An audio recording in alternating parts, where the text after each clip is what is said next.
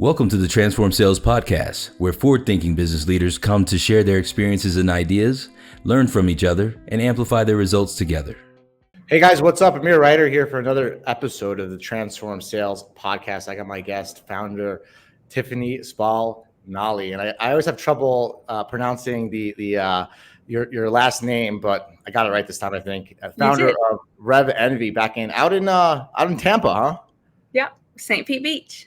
Well, I appreciate you joining us for this episode. I think we recently connected, and I convinced you to get onto a podcast pretty quickly and share some of your learnings being new to the industry. I think you've been an owner of an agency for how long now? It's been 2-3 years, or? I know, brand new, 6 months. So it just started. Yeah. I like it. I'm sure these questions are going to be still resonating because I'm sure you've seen a lot of the problems that buyers have been making. Typically on this episode, we like to kind of focus on who you are, right? Like what your agency focuses, like what your best buyers are, but really also talk about mistakes buyers make, because at the end of the day, a lot of revenue is lost from buyers hiring the wrong agency or setting the wrong expectations or managing it the wrong way. So just being transparent so that first-time buyers who are listening to this can avoid those mistakes. And of course, other agencies can network with you. So before I get into that, it'd be great for you to just tell everybody who you are and how you got into the outsourced sales business. What made you start this company 6 months ago? Yeah. Well, thanks for having me. I'm excited to have this conversation and be on the podcast. So I just started RevEnvy 6 months ago. I've been in sales my entire career. I absolutely love sales. And actually, we moved from Kentucky to Florida almost a year ago, like 3 weeks, it'll be a year ago. And we had just sold our house. And literally the day after I sold our house, like we had just signed the contract, the day after I found out that I was a part of a layoff and I lost my job. So in the midst of moving and, going through all this transition with the house, I just took the first position that came available. And it was a contract position. I'd never been a contractor before. I was contracted to come in for a 3-month span and basically set up their sales processes at a young SaaS startup.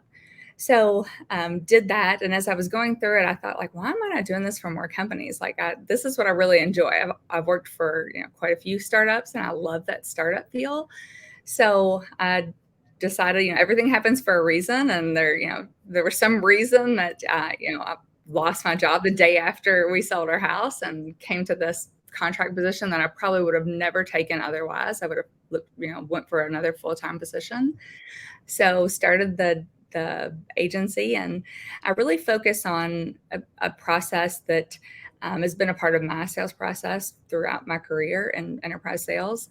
And that's focused a lot around LinkedIn. So we're a little different than a lot of agencies. We don't just do email marketing. We do. Well, you're rolling into my second question. I'm gonna pause you there. I'm gonna recap.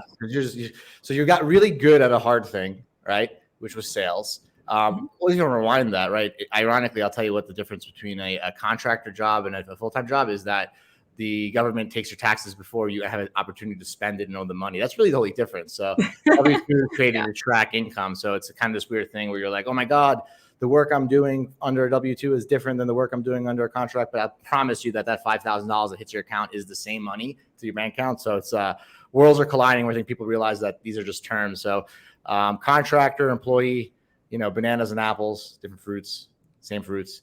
Yeah. And then you've always been really good at sales. And then you're doing it for a SaaS startup, and you kind of realize that, hey, I'm passionate about helping companies, right? And B, I'm really good at this. Well, that sounds like a good story to me. Anybody listening to this, I'm sure if your path is also opening an own agency and being an owner because you're really good at it, Tiffany is somebody to connect with because she's just did it 6 months ago. So it's good to do it not alone and with community. You kind of got into my next question. Let's talk about RevEnvy. What type of companies and industries are you helping? What are you focusing in on? So I really focus on SaaS startups because that's where my experience is. I do some like high ticket consultants just because it's happened to work out that way. And it kind of aligns with what I'm doing now, but mostly SaaS startups. And we specifically focus on outbound lead generation.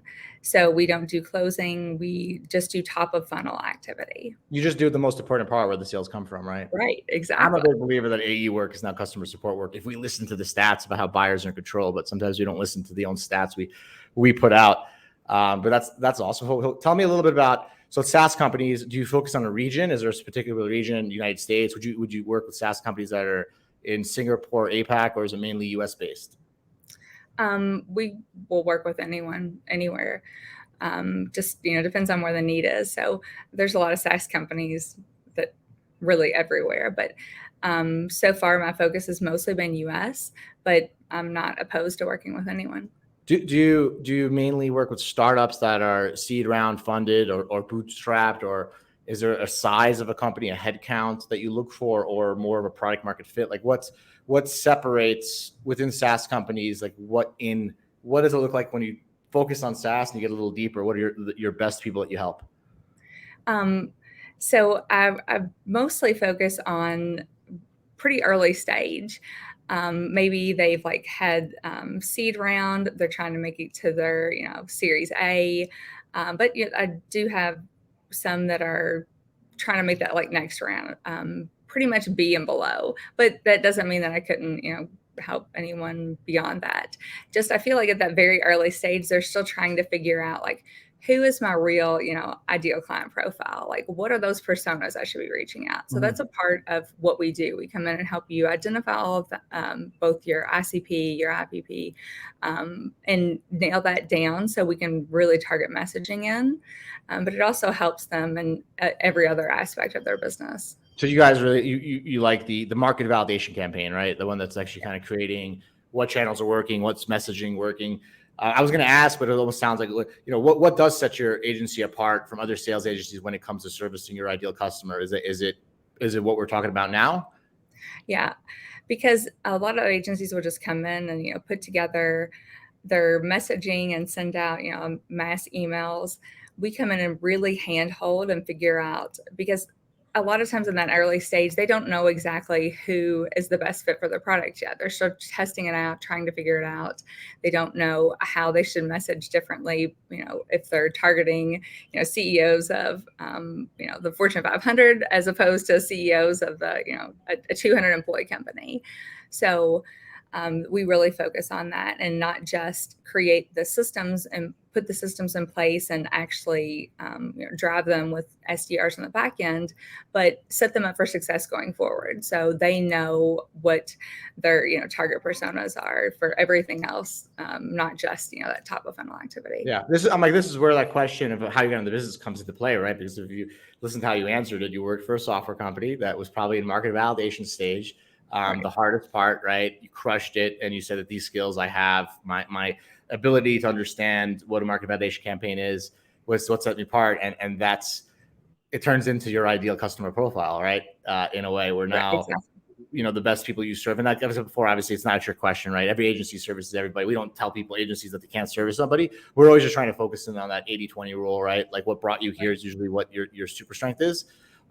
So basically, companies that are SaaS companies located in the United States, right, that are looking for market validation. By the way, anyway, listening, market validation is a term that people don't talk about a lot, right?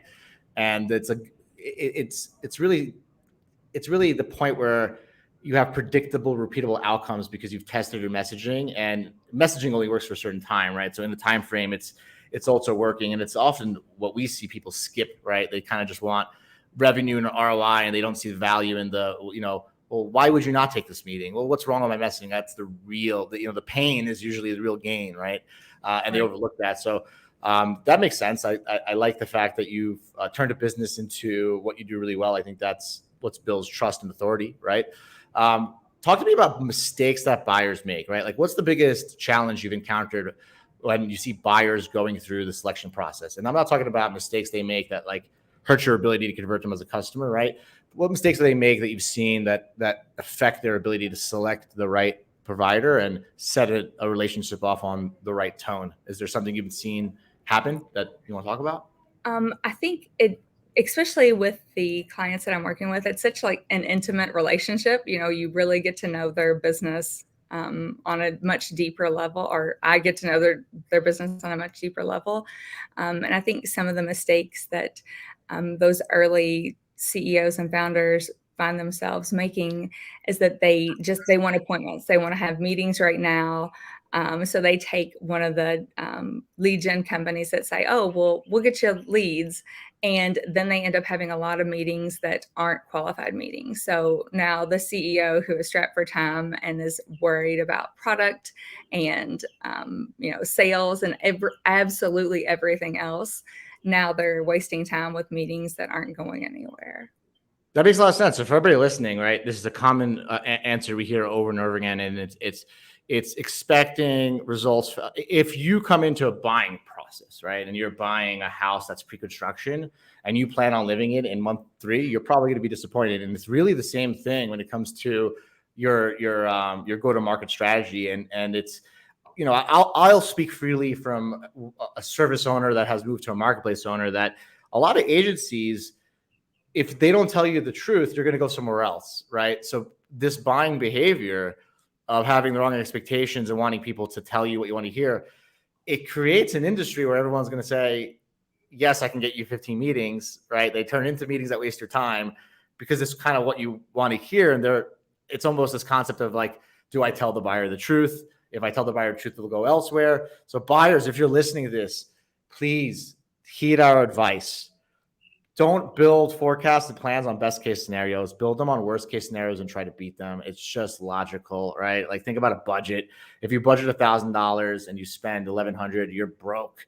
If you budget $1,500 and you spend $1,100, you got plus $400. The same logic applies to hiring a sales agent. And probably a lot of things in your life that we're not going to get into in this conversation because that's a different episode completely.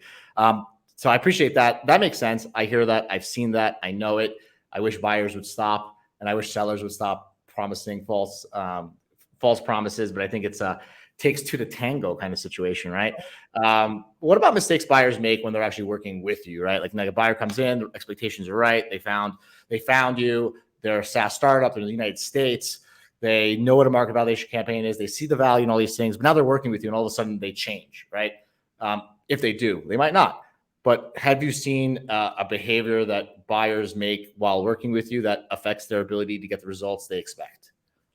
Yeah, so especially early on, I guess you don't know what you don't know.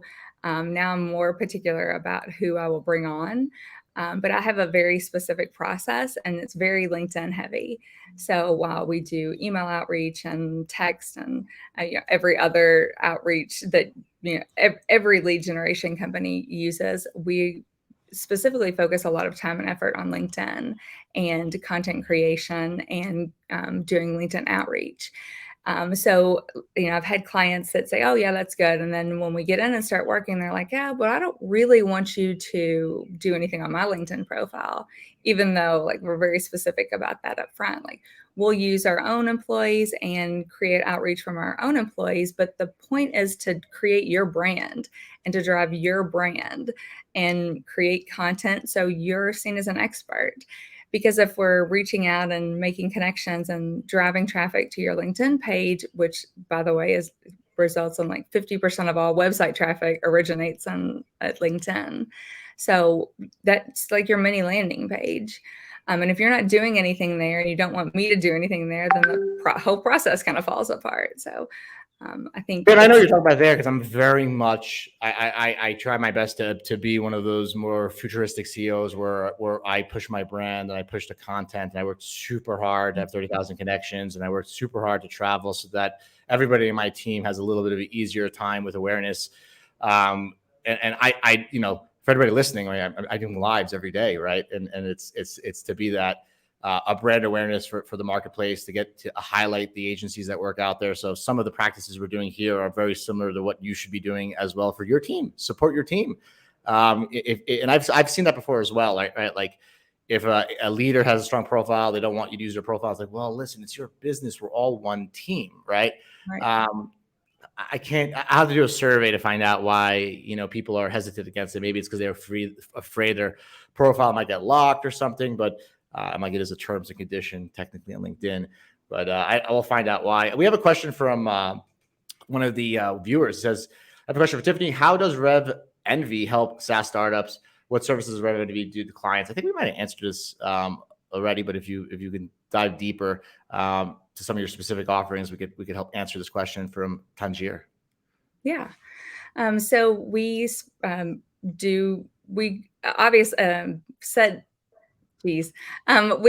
appointments as the ultimate end result, but we start with a different approach and help create those personas that you're reaching out to, and really drive messaging around that value proposition for each persona within your ideal client profile.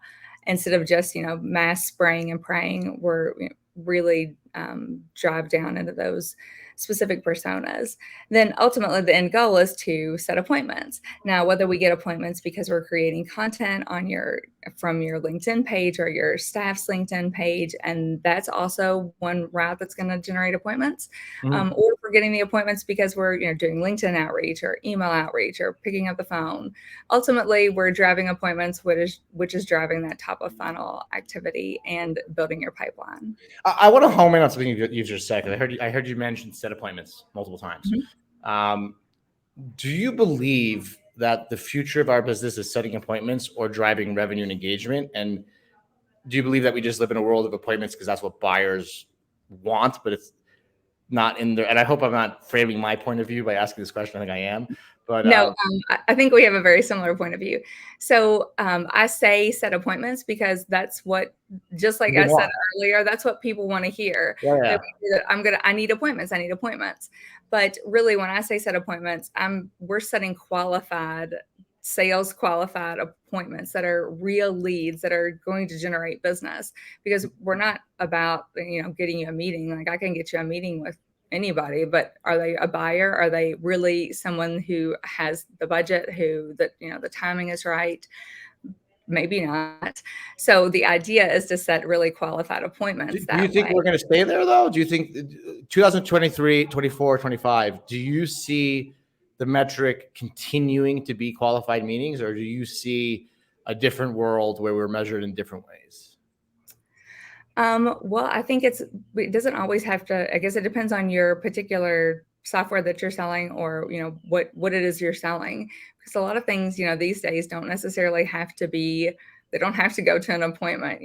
A lot of software, like I have a client that our whole goal is just to get them to sign up for the free trial, because they know once they get them on the free trial, they're going to buy. It's a fantastic software. So no, at some point, and depending on what solution it is, appointments don't really matter. It just matters that we're generating revenue, which is the end goal of the appointment, obviously. But if we could do that without an appointment, all the better. I think that buyers don't want appointments anymore. And I think that we're very slow to react with the federal government, right? We are reacting very slow. I think engagement is what we should measure. Conversations. Did you find any of my content helpful? Great, thanks. I think that's more valuable than a meeting that wastes an AE's time, who's getting paid top dollar, doesn't convert. I think that we're going to eventually end at that result, because I think that VCs now are all about efficiency. So it comes up from the top, right? So it's like now efficiency, not growth at all costs. So I think now we're going to be measuring things differently, right? I think what's interesting for me is that we don't do these surveys, right? But I would beg to bet some money that there have been thousands of SDRs that lost their jobs, even though the company hit their financial forecasts quarterly, monthly, and annually. And that I find strange, because it's like, why are you firing people if you're winning the game that you planned, right? And it really, in my opinion, because I'm not an expert at why companies do these things, I think it's just because it's a follow the leader mentality, and nobody's, we kind of afraid to talk up, right? Like if a leader talks about this stuff in a boardroom, they can get fired for not going with the flow. So I feel like as soon as we start not going with the flow, being honest and speaking our mind, faster we can get to more efficiency, and then more efficiency from there, because it's never going to end. I think perfection's never, that's what things that makes us human, right? It's never good enough. But I think we are in a world where the value of meetings is going to be really less focused on, and more the value of quality of conversation. I know Tito Bort, somebody's in our community who talks about this all the time. I don't know if you ever catch his stuff and his content. He's called the Mad Scientist, but he's all about quality, and he's always putting stats about this. but that's great because I think from my listening to you, I think quality is the way, but there's always this way of what does clients want, right? This has been awesome. Let me ask you one last question. If people want to reach out to you, they want to learn from you, they want to mentor. They're awesome at sales. They're scared to take that leap to open an agency. You just did 6 months ago. How can they reach you? How can they contact you? And where can they find you? They can find me on LinkedIn. They can call me. All my information is on LinkedIn as well. And my link tree with all of my links is on there. And that's probably the easiest way to reach me and find all my contact information. Yeah. I feel like the word link tree means something because I replaced my link tree with Bitly, but to me, it's still a link tree because it's just a thing, right? It's like that name. It's like Airbnb, right? Or Uber, right? It's like it became the link tree where it's all your stuff's on it, but there's different link trees now. Tiffany, this has been amazing. I love your energy. I love the fact that you've joined the fight of quality and helping SaaS companies not mess stuff up. I hope to see you in Medellin for the conference, and I appreciate you joining today. And everybody who tuned in, appreciate you tuning in to the Transform Sales podcast and our episode with RevEnvy. Thank you again. Yeah, thank you so much. I appreciate it.